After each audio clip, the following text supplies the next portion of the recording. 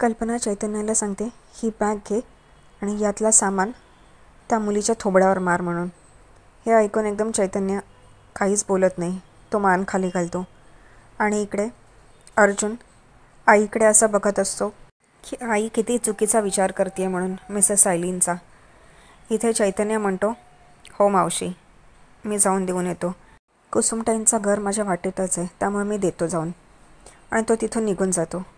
इकडे अर्जुनला पण एक आयडिया येते. तो म्हणतो, मम्मा मी ऑफिसला जातो आहे म्हणून. आणि तो पण तिथून घाईघाईने निघून जातो.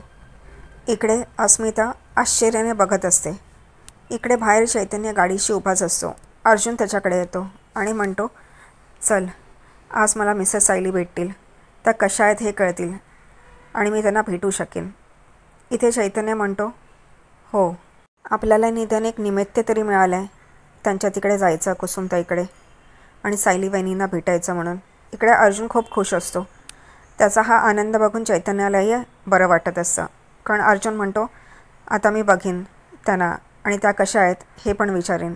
इथं चैतन्य म्हणतो, फक्त विचारू नको, त्यांना सांग पण तुझ्या मनात काय आहे ते. तो म्हणतो, हो मी त्यांना सांगणार की माझं तुमच्यावर प्रेम आहे. तेव्हा चैतन्य म्हणतो, तिथे कोणीही असलं, मधुभाऊ किंवा आजूबाजूचे कोणीही असलं तरी तू घाबरू नकोस, थांबू नकोस, तू एकदाचं सांगून टाक. तो म्हणतो, हो मी आज सांगणारच, माझ्या मनात जे पण आहे ते मी त्यांना बोलून दाखवणार म्हणून. इथे अर्जुन आणि चैतन्य खूप खुश होतात. ते बॅग गाडीत ठेवतात आणि गाडीत बसतात. इकडे मधुभाऊ आपले केसचे पेपर्स बघत असतात. तेवढ्यातच सायली त्यांच्यासाठी नाश्ता घेऊन येते आणि ते एकदम ओरडतात, कुसुम कुसुम करून. आणि तेवढ्यातच त्यांच्या हातचे पेपर खालती पडतात. म्हणून सायली वाकून ते पेपर्स उचलत असते आणि मधुभाऊ तिच्याकडे बघतात तर तिचं मंगळसूत्र दिसतं आणि त्यांना खूपच राग येतो. इकडे कुसुम येते आणि म्हणते, काय झालं म्हणून मधुभाऊ. तेव्हा मधुभाऊ म्हणतात, जर का हे लग्न खोटं होतं तर त्याची निशाणी कशाला घालायची म्हणून. कुसुमला कळत नाही काय म्हणून. तेव्हा मधुभाऊ म्हणतात, हे मंगळसूत्र हे काढून टाकायला हवं, नाहीतरी हे लग्न खोटं होतं, कॉन्ट्रॅक्ट मॅरेज होतं, त्यामुळे हे कशाला घालायचं मंगळसूत्र म्हणून. आणि ते सायलीच्या दिशेने वळतात ते मंगळसूत्र काढायला. तेव्हा सायली एकदम घट्ट पकडून ठेवते आणि म्हणते, नाही मधुभाऊ नाही, मी नाही काढणार, हे आमचं लग्न झालं आहे आणि मी मिसेस अर्जुन सुभेदार आहे म्हणून. हे ऐकून मधुभाऊ आणखीनच चिडतात आणि ते म्हणतात, नाही तुला काढायलाच लागेल म्हणून. इथे सायली म्हणते नाही. तेव्हा मधुभाऊ म्हणतात, काही कॉन्ट्रॅक्टमध्ये लिहिलेलं की हे गळ्यात घालून ठेवायचं आहे म्हणून. तेव्हा कुसुमताई आणि सायली एकदम आश्चर्याने त्यांच्याकडे बघते. मधुभाऊ ते गळ्यातलं मंगळसूत्र ओढायला निघतात. इथे सायली ते खूप घट्ट पकडून ठेवते, नाही नाही म्हणत, आणि ते जबरदस्तीने ओढत असतात. आणि सायली पण इकडे, नाही मधुभाऊ प्लीज, असं नका करू, असं नका करू मधुभाऊ करत. इकडे कुसुमताई पण एकदम दचकते हे सगळं असं बघून आणि ती पण जाते त्यांच्यामध्ये आणि म्हणते, अहो मधुभाऊ असं नका करू, तुम्ही असे का वागतायत विचित्रासारखं, हे तुमचा स्वभाव नाही आहे, सोडा तिला सोडा. आणि इथे मधुभाऊ पण एकदम बाजूला होतात नंतर. पण तेवढ्यात तिचं मंगळसूत्र तुटतंच सायलीचं. तिच्या हातनं सगळे मणी खालती पडतात. इथे रागाच्या भरात मधुभाऊ बाहेर निघून जातात आणि सायली एकदम रडायला लागते. कारण तिचे ते सगळे मंगळसूत्रातले मणी खालती पडतात. हे बघून ती एकदम दचकते आणि कुसुम पण सायलीकडे बघत असते काय झालं म्हणून. दुसरीकडे इकडे घरी अस्मिता कल्पनाला भडकवत असते. ती म्हणते, मम्मा तू यायच्या आधी अर्जुन चैतन्याला सांगत होता की माझी मनस्थिती ठीक नाही आहे, त्यामुळे मी ऑफिसला येणार नाही म्हणून. आणि आता एकदम चैतन्याला जेव्हा तू सायलीची बॅग दिली तेव्हा लगेचच पळाला तो. इथे कल्पना म्हणते, तुला म्हणायचं काय आहे. तेव्हा ती म्हणते, तो पण सायलीला भेटायला गेला आहे त्या बॅगच्या निमित्ताने. कल्पना म्हणते, असं काही होणार नाही म्हणून. तेव्हा ती म्हणते, तुला माहीत नाही आहे, तो चैतन्याला घेऊन तिकडेच गेला आहे सायलीची बॅग द्यायला. इथे कल्पना रागवते आणि म्हणते, काही झालं तरी आता मी त्या मुलीला या घरात येऊन देणार नाही, या घराशी तिचा काहीही संबंध नाही आहे म्हणून. आणि ती रागाने तिथून निघून जाते. इथे अस्मिताला खूप बरं वाटतं. एक तर तिने सायलीला बाहेर काढलं घरातून, तिला नकोच होती ती, आणि इथे आग लावण्याचं काम करत असते घरी. दुसरं काही कामच नसतं तिच्याकडे.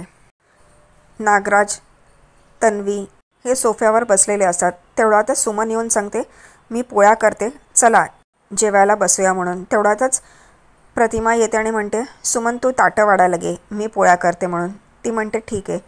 इकडे नागराज उठतो, पण तन्वीची नाटकं सुरू होतात. म्हणतात मला नको आहे जेवायला. इथे सुमन विचारते काय झालं तुला, का जेवायला नको आहे म्हणून. तेव्हा तन्वी मुद्दामन, तिकडे कल्पना मामी, पूर्ण आजी यांनी जेवलं असेल की नाही मला माहीत नाही, काय घडलं असेल तिकडे त्या घरात, मला काहीच सुचत नाही आहे, मला जेवण जात नाही आहे म्हणून. इकडे नागराज तिच्याकडे बघून आश्चर्य वाटतं, काय नाटक करते आहे म्हणून.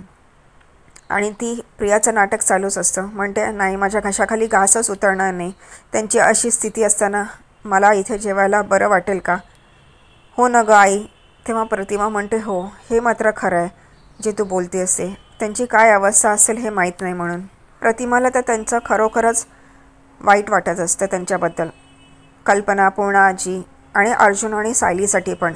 पण इथे तन्वीची नाटकं सुरू असतात. तिला काहीच वाईट वाटत नसतं, उगाचच ती नाटक करत असते.